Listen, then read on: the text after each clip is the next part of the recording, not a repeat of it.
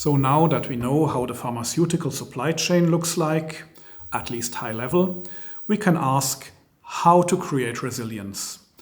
Resilience means even after disruption has happened, we are still able to manufacture and supply medicines to patients.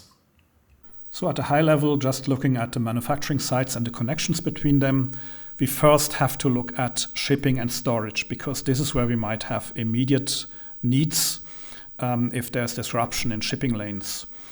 So we have to have alternatives for shipping and storing. The companies should work on that with their forwarders and make sure that such alternatives are in place and are compliant with GDP. Next thing is the classical inventory buffer, strategic stock. And the good thing is there's not a lot of investment needed and it's relatively quick to do. Of course, it costs the purchasing price of the products. It brings midterm resilience because the inventories are finite in any case, and there's the shelf life we have to take into account. We might have different forms.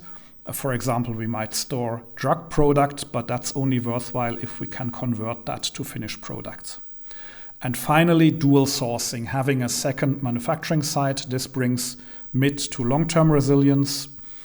And it means, however, that potentially manufacturing plants have to be built, or at least products have to be transferred there.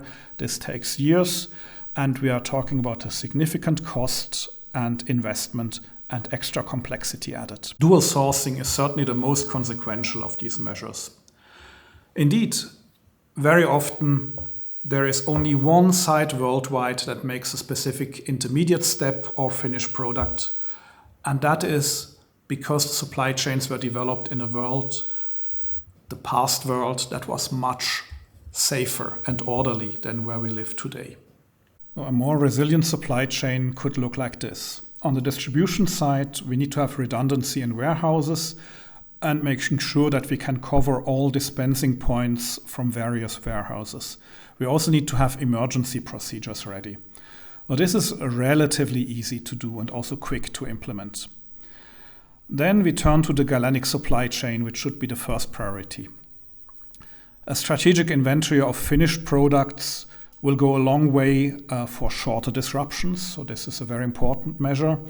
Strategic inventories of drug products, for example, are only useful if we are able to convert these drug products into finished products.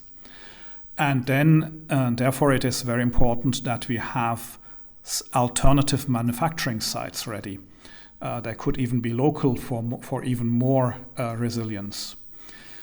And if we then turn to the chemical supply chain, the API is one of the most useful forms of strategic inventories because it's also the shelf life is much longer.